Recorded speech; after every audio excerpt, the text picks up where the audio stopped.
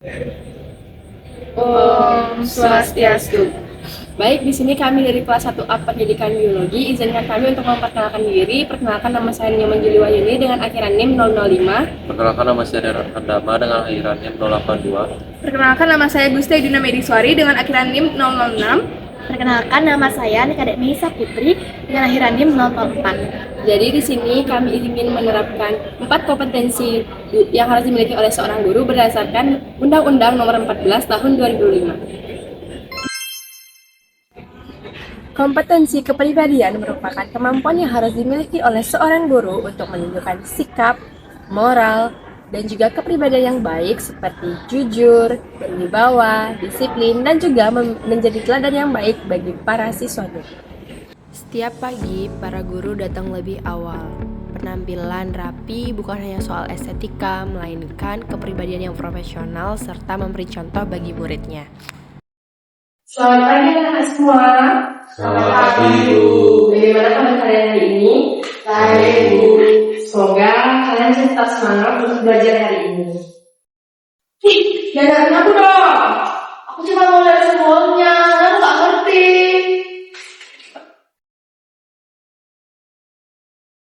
Nesta, Dina, kalian kenapa? Ini Bu, misalnya pekerjaan sama saya. Saya cuma lihat simbolnya aja Bu, soalnya saya belum paham. Sudah, mari kita selesaikan masalah ini dengan baik. Untuk Nesta, kalau kamu jika ada kesulitan dalam belajar, silakan tanya langsung ke ibu, atau kamu bisa tanya ke teman-teman yang lain, tapi dengan cara yang benar. Baik Bu, maaf ya. Iya, baik, tidak usah diulangi kembali.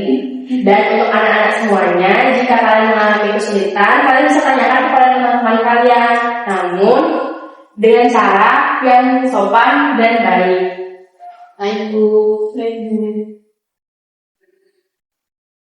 Baik, untuk pembelajaran hari ini, Ibu akan berikan kelompok untuk kalian. Jadi setiap kelompok itu terdiri atas 2 orang. Untuk nama-namanya, Ibu sendiri yang menentukan. Baik, Dina dengan Nesa, Rian dengan Ayu, dan Anu dengan Dena. Bu, saya ingin bertanya, kenapa saya tidak satu kelompok dengan Dina tadi, Bu? Baik, Ibu sengaja membagikan kelompok ini secara rata dengan teman yang berbeda, supaya kalian bisa bekerja sama dengan teman yang berbeda juga. Dan jangan khawatir, Ibu pastikan untuk pembagian kelompoknya itu sudah rata dan juga adil. Baik. Kompetensi pedagogik merupakan kemampuan guru untuk mengelola kelas, mulai dari memahami karakter siswa, merancang pembelajaran, mengajar, dan membimbing. Jadi intinya, bagaimana guru tersebut bisa membuat siswa belajar dengan baik dan nyaman di kelas. Selamat pagi semuanya. Baik, Bu. Nah, jadi pada pembelajaran hari ini kita akan membahas teori mengenai zat berbahaya. Jadi meskipun hanya sebatas teori, tetapi teori ini sangat penting bagi kalian untuk mengetahui zat mana saja berbahaya dan yang aman. Jadi Ibu tahu kalian itu belajar dengan cara yang berbeda-beda. Maka dari itu Ibu menggunakan 3 pendekatan, yaitu yang pertama pendekatan sederhana, disertai dengan contoh, dan nanti di akhir kita akan diskusi. Pemanfaatan media visual, memberi contoh nyata, dan mendorong partisipasi siswa termasuk ke dalam kompetensi pedagogi. Nah, anak-anak, ini merupakan simbol dari zat yang terbakar yang dilambangkan dengan api. Artinya, jika ada simbol tersebut di dalam di kemasan suatu bahan tersebut dapat mudah terbakar apabila terkena dengan api terbuka, percikan api ataupun gesek. Nah, itu dulu materinya. Apakah ada yang bertanya?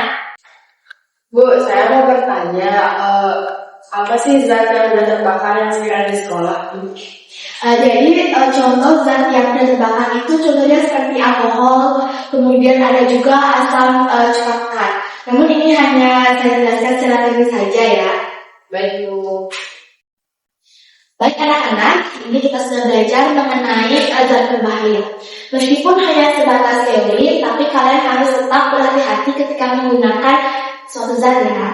Baik, Ibu. Jelasannya sangat mudah dimengerti, Bu. Terima kasih ya. Ya, sama-sama. Tetap semangat belajar ya. Baik, jadi sini saya akan menjelaskan tentang kompetensi profesional. Kompetensi profesional adalah kemampuan guru dalam menguasai pembelajaran secara mendalam, memahami kurikulum, serta menggunakan metode atau pembelajaran yang tepat kepada murid-muridnya. Jadi itulah pengertian dari kompetensi profesional untuk guru.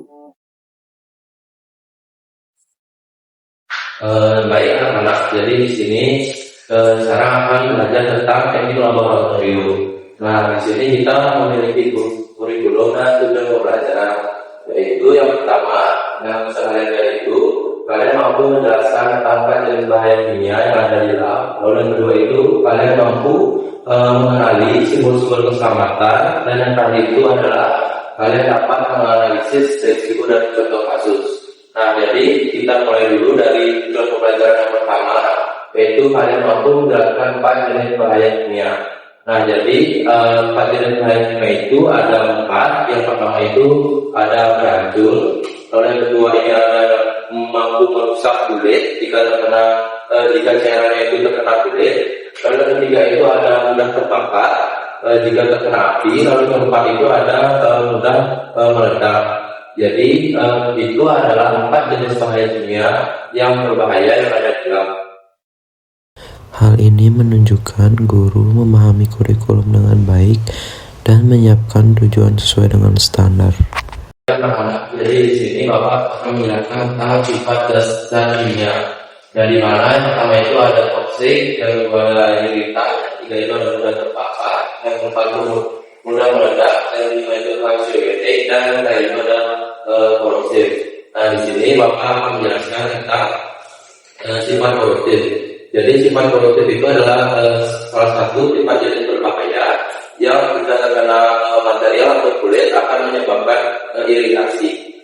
Jadi itu adalah penjelasan dari sifat korosif dan sifat zat berbahaya. Apakah anak-anak ada pertanyaan? Saya Pak. Baik. Pak, kalau misalnya zat korosif tidak sengaja itu langkah pertama yang harus dilakukan gimana ya? Baik, jadi jika anak-anak terkena zat korosif secara tidak sengaja pada saat melakukan praktek laboratorium, jadi anak-anak itu harus lakukan pertama itu jangan mudah panik. Lalu yang kedua itu anak-anak itu jika terkena bagian pada kulit, anak-anak itu bisa membilas bagian yang terkena korosif itu selama 15 menit, lalu melaporkannya pada pihak penjaga laboratorium atau pada guru pendamping pada saat melakukan praktek. Nah, di situ guru pendamping atau guru praktek itu akan melanjutkan tindak lanjutnya seperti apa untuk memberikan kesembuhan pada saat kulit itu terkena korosif. Jadi sifat zat kimia ini juga sangat berguna tidak hanya pada laboratorium saja, tapi juga pada kehidupan kita sehari-hari. Seperti pada saat kita melakukan label pada obat nyamuk atau pada parfum, jadi anak-anak itu bisa mengetahui tentang mana sih bahan-bahan yang berbahaya pada saat di rumah, dan pembelajaran ini juga anak-anak itu bisa melindungi kita dari kehidupan sehari-hari. Kompetensi sosial merupakan kemampuan yang harus dimiliki oleh seorang guru untuk dapat berkomunikasi dan juga berinteraksi baik dengan siswa, rekan kerja, orang tua, dan juga masyarakat. Jadi intinya seorang guru itu harus bergaul dengan sopan dan juga santun, dan juga menjaga hubungan baik antar sesama. Ini Ibu akan menjelaskan tentang zat yang berbahaya. Nah, zat berbahaya itu merupakan suatu bahan kimia atau material yang bisa berpotensi untuk merusak kesehatan manusia, hewan, atau lingkungan. Nah, mengikuti zat-zat itu seperti toksik, korosif, reaktif, ataupun radioaktif seperti merkuri, asbes, ataupun formalin yang bisa ditemukan di produk rumah tangga. Ya, Nesa mau bertanya? Ya, Bu, saya ingin bertanya, kalau misalkan kita tidak tahu apakah zat tersebut berbahaya atau tidak, apa yang harus kita lakukan? Kalau misalnya masih ragu, anggap aja zat berbahaya itu sampai dia tidak aman. Oh, berarti kita harus hati-hati ya, Bu, menggunakan suatu zat. Iya, kita harus hati-hati dan jangan lupa juga selalu untuk melihat labelnya ataupun petunjuk sebelum menggunakannya. Untuk lihat, saya bertanya. Saya ingin bertanya Ibu tentang bagaimana cara membedakan zat iritan dengan zat beracun. Karena saya itu sangat sulit untuk membedakan kedua perbedaan jenis zat tersebut. Nah, pertanyaan bagus yang Ibu akan jelaskan yang sederhana aja.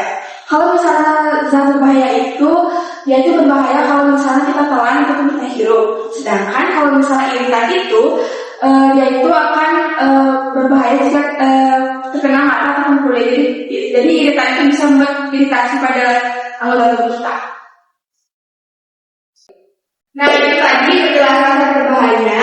Jadi kalian berdua sekarang silahkan diskusi. Nanti kalau misalnya masih ada yang ingin ditanyakan, silahkan nanti Ibu aja. Iya kan?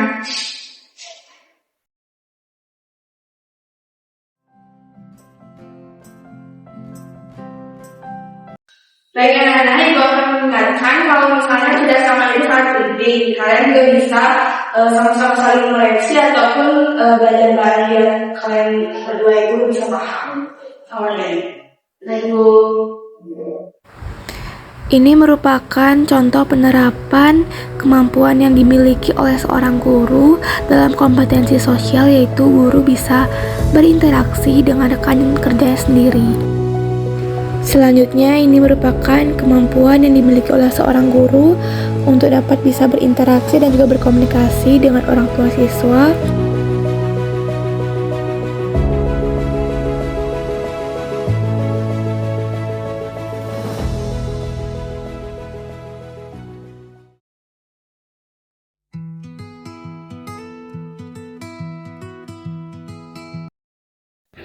Sekian video dari kami ucapkan terima kasih. Kami pamit dengan para Mas Santi. Oh, Santi. Oke.